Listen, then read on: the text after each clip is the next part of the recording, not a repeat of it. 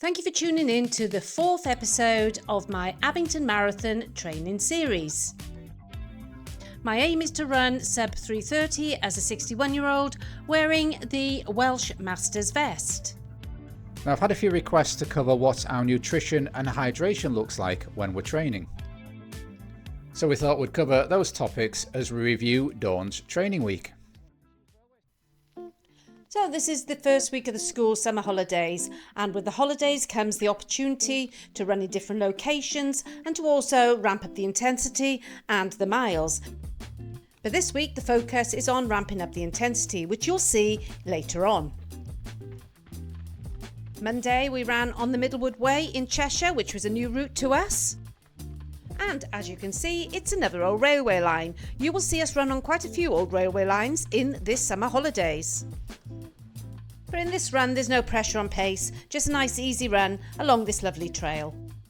Then later in the day I did another 3 miles, which was nice and easy again and helps to bulk up the miles in the week.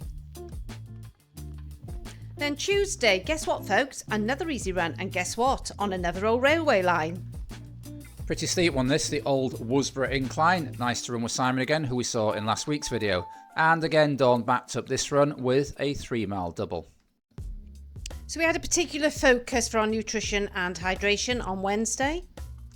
Yes, that was a day we did a double threshold session, which we covered in a separate video. But in terms of the nutrition and hydration, we had to make sure that the day before we were properly fueled in order to be able to execute these 2 semi-hard runs.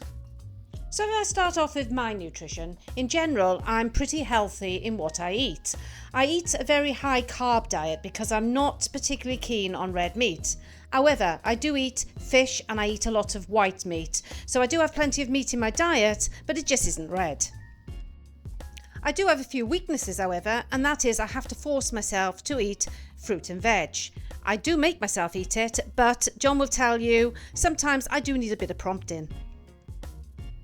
I also tend to undereat a little bit, and this isn't because I don't like food, I do.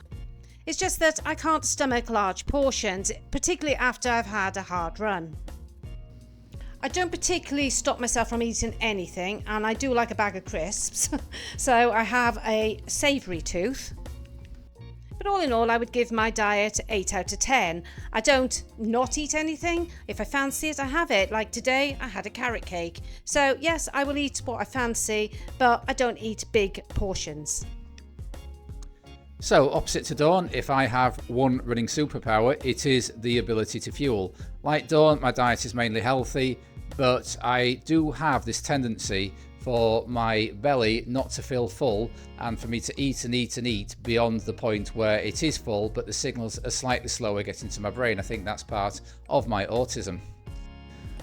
Unlike Dawn, I do love red meat. I could eat steak every day if it were good for me and if I had the money. I also don't mind piling my plate with veg, and I don't mind eating loads of fruit. I can eat, it's just sometimes not eating can be an issue. But one thing we can say is you'll never find me underfueled for a run. We'll generally have one takeaway a week, an Indian takeaway. But this week that we're covering now is a little bit different to normal because although we're starting off at home, it is the week we go on holiday, so we're going to let you know how we manage being away from home and travelling and the nutrition and hydration around that.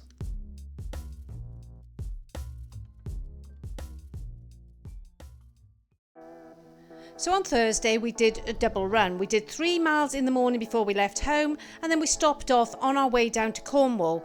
We actually spent 8 hours travelling to Cornwall on Thursday.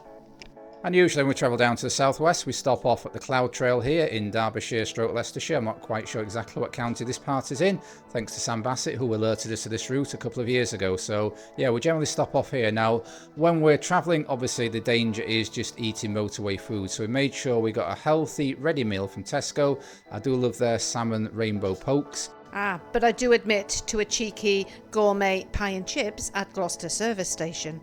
Yes, they are the best in the motorway business. Friday, hello Cornwall. Yes, a county of the glorious southwest coast path, so we headed for a disused railway line. Yes, the Camel Trail suited our purposes. And so predictable of John. I think the words you're looking for are reliable and relentless. Yes, it did suit our purposes. It allowed us to be able to run quite smoothly without having to negotiate any massive ups or any rocky surfaces. So yes, job well done, I think, finding that route. And we completed 5 miles with 4 strides at the end. Now, because we're on holiday and this was a day out, we actually went to a cafe. Now, one thing I haven't mentioned in terms of my nutrition is that I try and avoid bread at most costs. Now, living in the UK, it's not always easy to avoid bread. You go to a cafe, usually most of the things on the menu are sandwiches, unless you're lucky enough to find a baked potato. So on this occasion, I did go to a lovely railway side cafe and I did have a crab sandwich because we're in Cornwall and I do like my seafood. Friday afternoon saw me heading out for a short double. Yes, when I'm not at work, I like to do double runs, and a typical recovery day for me will be something like 5 miles in the morning and maybe 3 miles in the afternoon. And the short out and back from the property where we're staying is actually along the southwest coast path. Doesn't look much like the southwest coast path, but this is a short road section. In a minute you will be able to see the sea. Wow, just look at those views. I just love running beside the sea. It's often problematic finding routes on holiday, but we were able to find a route that basically went 1.5 miles out from where we're staying, down a steep hill, along this trail path we're fortunate to find, and then straight back up. So with the double run in our legs, it was time to hit some quality nutrition in the evening. After I'd first hit, then conquered, this steep hill. My favourite surface on the southwest coast path. So when we do stay away, we like to book into self-catering properties so we can make our own food. So here you can see Dawn chopping some veg, frying some chicken, frying the veg, chopping some more veg, 3 types of pepper, aren't I a lucky boy? The pepper goes in with the chicken. When John says fry, what he means is a very light oil spray or drizzle of virgin oil. Yes, gluten-free pasta for me. As I said earlier, I try and avoid bread where I can, and yeah, I think I'm mildly gluten intolerant. I try and avoid it where there are products that do avoid it. Passata, then coriander, chopped, and we have one delicious, nutritious, healthy evening meal.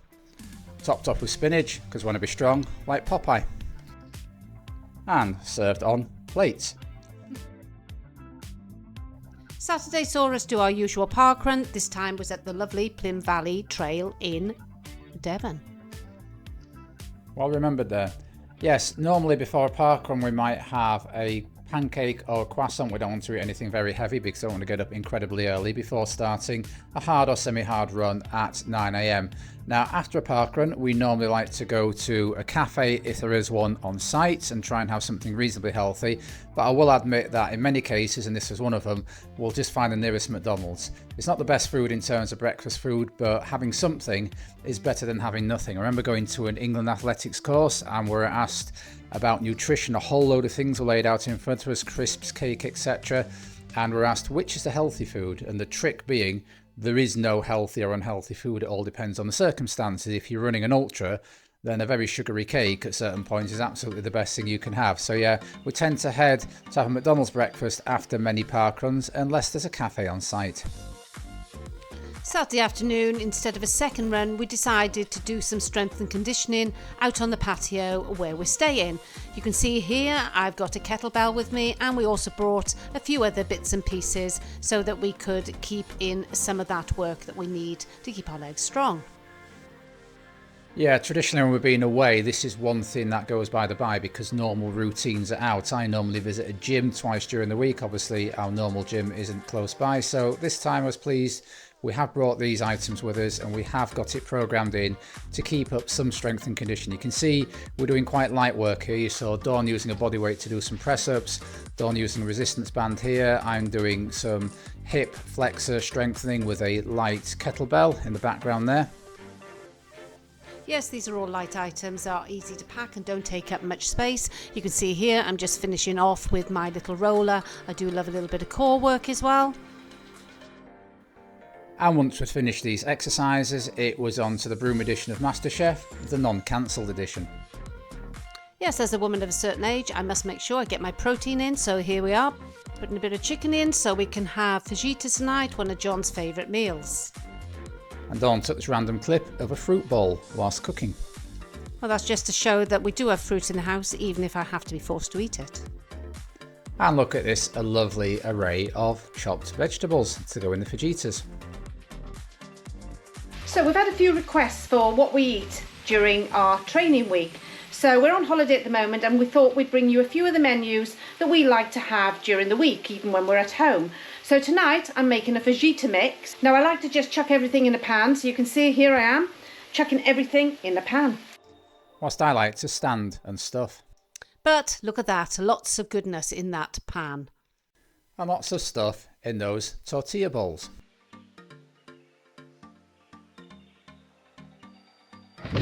So it's Sunday and we're on holiday in Cornwall.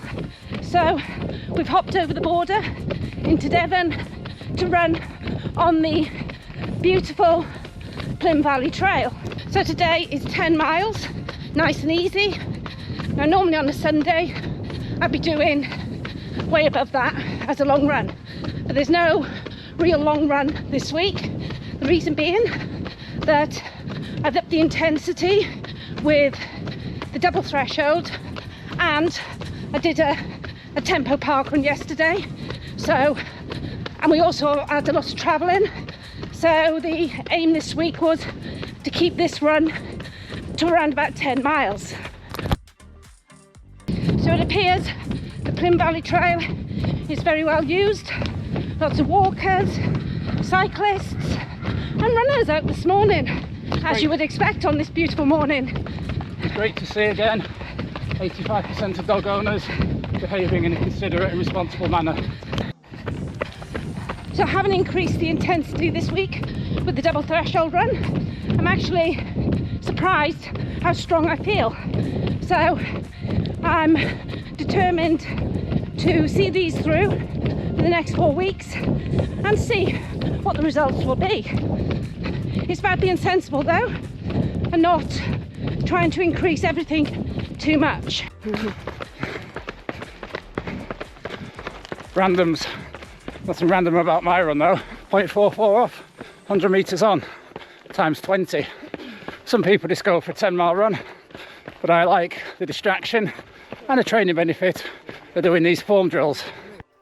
Yes, we'd enjoyed the Plym Valley Trail so much on Saturday's parkrun that we decided to come back and do our Sunday run on there, and we were richly rewarded. It really was a fantastic place to run, full of interest, full of things to see. I was feeling good, so I threw in some strides at the end.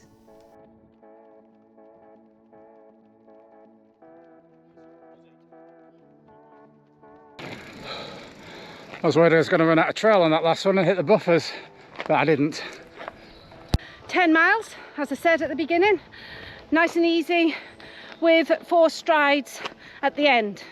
Going out, I think there was a bit of an incline, and then coming down was quite nice because you're able to pick up the pace quite nicely. So I really enjoyed that, and that tops off my week of training, which I think is another 60-mile week. So I'm really pleased with that. Every session nailed this week, and I'm looking forward to moving into next week where I increase the distance. And for you, John? Yeah, 60 miles for me, same sessions, because although I'm training for 10k, I'm doing Dawn's base phase, which was 3 weeks of just mileage and 4 weeks of double threshold training, and I'll have a think about where my training goes after that as Dawn gets into more marathon specific work. Very good. So that wraps up another successful week of marathon training for me, and I hope that you've enjoyed seeing how we fuel our runs. So guys, if you've enjoyed this video, please give it a like. If you've not subscribed already, then obviously we'd love you to do so. There's no pressure, and until next time, keep on keeping on. Keep on keeping on.